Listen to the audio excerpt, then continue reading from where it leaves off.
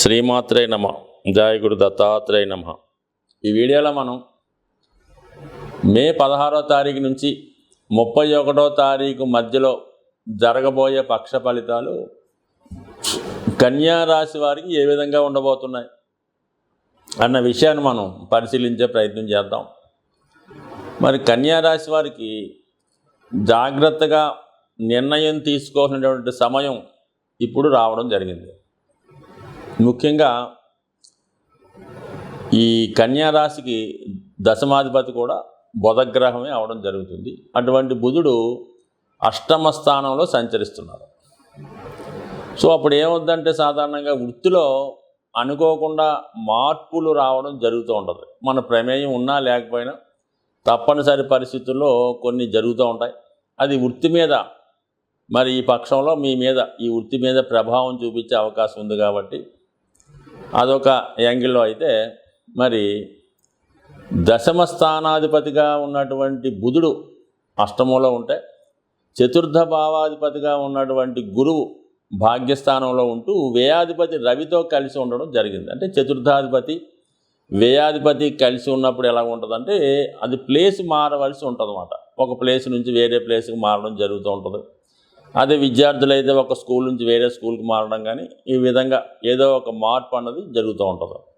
So ఇవన్నీ పరిశీలించినప్పుడు ఏం చెప్తుందంటే, మరి ఈ కన్యా రాశి వారికి మరి ఈ నెలలో ఇంచుగా రాబోయే 15 రోజుల్లో వృత్తిపరంగా కొన్ని అనుకోని మార్పులు రావడం జరిగే సూచనలు ఉన్నాయి. అయితే ఒక విధంగా అది మంచిగానే జరిగే అవకాశం ఉంది. అంటే మనకి ఫేవర్గా, మనకి ఇష్టపూర్వకంగా ఒక చెప్పుకోదగ్గ బెటర్ చేంజ్ మీకు అతి త్వరలో రాబోతుంది. అంటే ఇవన్నీ అక్కడ శుక్రుడు కూడా ఇన్వాల్వ్ అయి ఉండడం వల్ల, గురువు కూడా ఇన్వాల్వ్ అయి ఉండడం, ఇవన్నీ కూడా జాతకుడిని చాలా వరకు మంచిగానే ఉండే అవకాశం ఉన్నది. యాజిటీజ్గా శని భగవానుడు కూడా 6వ స్థానంలో ఉన్నాడు కాబట్టి మరి వృత్తిలో జాతకుడు ఎంత కష్టపడితే జీవితంలో అంత పైకి రావడం జరుగుతూ ఉంటుంది. అయితే ఏంటంటే హార్డ్ వర్కింగ్ చేయవలసి ఉంటుంది. దానికి తగ్గ ఫలితం రాకపోవచ్చు. మీరు కష్టపడినటువంటి ఫలితం దాని యొక్క క్రెడిట్ వేరే వాడు పొందడం జరుగుతూ ఉంటుంది. ఈ కారణం వల్ల ఏంటంటే కొద్దిగా వృత్తిలో అసహనంగాను కష్టంగాను ఉంటుంది. కానీ టెంపరీగా కొద్దిగా ఓర్పుతో సహనంతో చేసుకుంటే నెమ్మదిగా దీని యొక్క ఫలితం అతి తొందరలో కనబడే అవకాశం ఉంటుంది తప్ప ఏదైనా ఈ జాతకులకి కన్యా రాశి లేదా కన్యా లగ్నం వారికి ఎలా ఉంటుందంటే చాలా ఫలితం, ఏదైనా శుభ ఫలితం మంచి అంటే మాత్రం చాలా ఆలస్యంగా వస్తుంది. ఎంతో కష్టపడిన తర్వాత చాలా దగ్గరికి వచ్చి మిస్ అయిన తర్వాత రావడం జరుగుతుంది. అదే కష్టం కానీ ఇబ్బంది కానీ నష్టం కానీ అందరికన్నా ముందు రావడం జరుగుతూ ఉంటుంది ఈ రాశి వారికి. సో మరి ఈ విధంగా మరి శుభంలో ఆలస్యం అవుతుంటాయి, అశుభాలు తొందరగా రావడం జరుగుతూ ఉంటుంది. దాని కొరకు మరి జాతకుడు చేసే ప్రయత్నం చేసుకోవాలి. కొన్ని విధి వ్రాత ప్రకారం జరిగే అవకాశం ఉంది కాబట్టి బట్ ఏదైనా ఒక మంచి మార్పు ఈ రాశి వారికి ఈ రాబోయే పక్షంలో జరిగే అవకాశం ఉన్నది. అయితే మనం ఎందుకు జాగ్రత్తగా నిర్ణయాలు తీసుకోవాలి అని చెప్తున్నామంటే మరి రాశి అందే కేతుగ్రహ సంచారం. సో కేతు రాశి అందు సంచరించినప్పుడు ప్రతిదాన్ని కూడా సరైన నిర్ణయం తీసుకోలేకపోతుంటాడు. ఎవడో ఏదో చెప్పాడని దాని మీదే బేస్ అయి ఉండడం, సొంత నిర్ణయం తీసుకోకపోవడం, ఎవరినో వాడు ఇలాగ వెళ్ళాడు కాబట్టి వాడికి బాగుంది కాబట్టి మనం కూడా ఆ దారిలో వెళ్దాం అనుకోవడం, ఈ విధంగా సొంత నిర్ణయం లేకపోవడం వల్ల ఇతరుల నిర్ణయాల మీద ఆధారపడడం వల్ల చాలా వరకు ఇబ్బంది పడే అవకాశం ఉంది. కాబట్టి చాలా జాగ్రత్తగా నిర్ణయం తీసుకోవడం మంచిది. సో ఇది పక్కన పెడితే మరి వివాహ సంబంధించిన విషయాలు, రిలేషన్ సంబంధించిన విషయాలు మరి కొంతవరకు ఇబ్బంది పడే అవకాశం ఉన్నది. మరి సప్తమంలో కుజగ్రహ సంచారం జరుగుతుంది. ఇంచుమించుగా ఈ నెలాఖరు వరకు కూడా సప్తమ స్థానంలో కుజుడు సంచరిస్తూ ఉంటాడు. ఈ కన్యా రాశి వారికి మిగతా గ్రహాల ఫలితం ఎలాగన్నా సరే ఈ కుజుడు ఇంచుమించుగా నెలకి 40 రోజులకి రాశి మారుతుంటాడు. ఏ రాశిలో మారితే ఖచ్చితంగా ఆ భావ ఫలితాన్ని ఇవ్వడం జరుగుతూ ఉంటుంది. మనం ఇందాక అనుకున్నట్టు ఎక్కువగా ఈ రాశి వారి కుజుడు నెగిటివ్ ఫలితాలు, చెడు ఫలితాలు ఇస్తుంటాడు కాబట్టి మరి తొందరగా మరి కుజుడు సప్తమ స్థానంలో ఉంటూ వైవాహిక జీవితంలో భార్యాభర్తల మధ్య విభేదాలు రావచ్చు. అలాగే అఫైర్స్ విషయంలో ముఖ్యంగా పరస్పరం ఇష్టపడుతున్న వాళ్ళు, ఒక రిలేషన్స్లో ఉన్న వాళ్ళకి ఎక్కువగా ఇతరుల యొక్క ప్రమేయం వల్ల లేదంటే ఇతరులు మీ మధ్యలో దూరడం వల్ల అపోహలు వచ్చే అవకాశం ఉంది. పరస్పరం ఒకళ్ళనొకళ్ళు దూషించుకొని విడిపోయే అవకాశం ఉంది. ఎందుకంటే సప్తంలో రాహువు కుజుడు ఈ 2 గ్రహాలు కూడా జాతకుడికి అనేక అనుమానాలకు తావిస్తూ ఉంటుంది.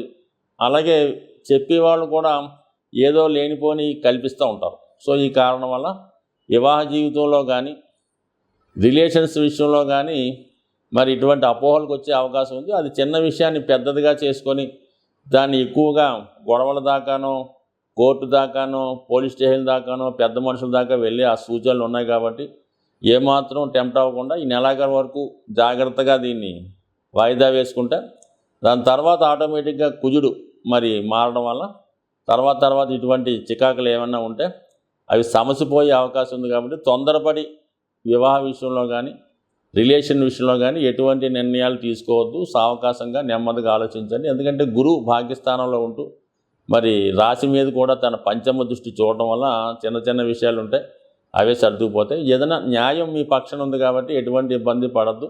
ఏదైనా ఈ వారం ఈ జాతకులు కనకదుర్గ అమ్మవారిని, విఘ్నేశ్వరుని, ఆంజనేయ స్వామిని ఆరాధించడం వల్ల మనసుకి కష్టం కలగకుండా చక్కగా ఆనందంగా హ్యాపీగా ఉండే అవకాశం ఉంటుంది. సాధారణంగా మనం ఈ గోచార ఫలితాలు పరిశీలించినప్పుడు వ్యక్తిగతంగా వారి రాశులను బట్టి కాకుండా సహజంగా ఏర్పడే కొన్ని గ్రహాల కలయికలు జాతకులు అందరి మీద ప్రభావం చూపిస్తూ ఉంటుంది. అంటే సహజ రాశి చక్రం అయినటువంటి ఉంటుంది. అంటే అది మేషం లగ్నంగా తీసుకొని 12 భావాలు లెక్కేయడం జరుగుతూ ఉంటుంది.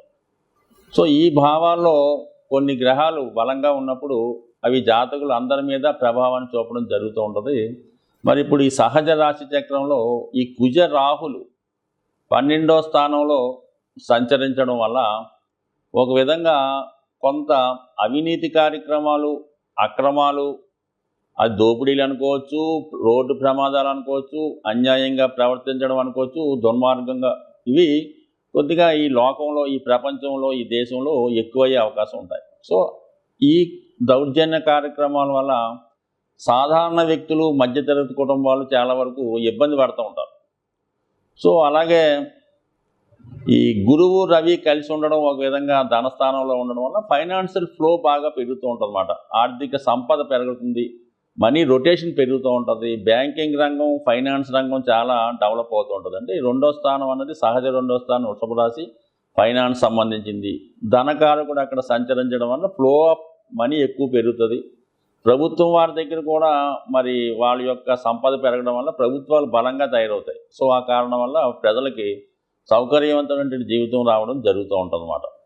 సో ఏదైనా మరి మంచి జరిగినప్పుడు అందరూ సంతోషిస్తారు, పథకాలు వచ్చినప్పుడు అందరూ తీసుకుంటుంటారు. కానీ ఈ కుజరాహుల కలయిక వల్ల కొన్ని ప్రమాదాలు, అనుకోని ఇబ్బందులు జరిగే అవకాశాలు ఉన్నాయి. కాబట్టి మరి రాబోయే 15 రోజులు ఈ ప్రభావం ఉంటుంది. కాబట్టి ఎక్కువ మంది ప్రయాణాలు చేస్తున్న వాళ్ళు, అంటే ఎక్కువగా ఈ మోటార్ సైకిల్ మీద వేగంగా ప్రయాణం చేస్తున్న వాళ్ళు, అలాగే ప్రమాదకరమైన వృత్తుల్లో ఉన్నవాళ్ళు కొంత జాగ్రత్తగా వ్యవహరించడం మంచిది. బట్ ఏదైనా రాబోయే 15 రోజుల్లో మరి ప్రతి ఒక్కరు కూడా ఈ అభిషేకం చేసుకోవడం వల్ల, అంటే మీన రాశిలో ఈ 2 గ్రహాలు ఏర్పడ్డాయి కాబట్టి ఎక్కువ ప్రజలకు అనుకోకుండా నష్టం ఏర్పడుతూ ఉంటుంది. రుణదాతల నుంచి ఒత్తిడి ఏర్పడుతూ ఉంటుంది. అనుకోకుండా మెడికల్ ఎక్స్పెండిచర్, ఏదో చిన్న ప్రమాదం వల్ల అనుకోకుండా వచ్చే హెల్త్ ప్రాబ్లం వల్ల ఎక్కువగా హాస్పిటలైజేషన్ అవ్వడం, ధనం ఖర్చు అవ్వడం జరుగుతూ ఉంటుంది.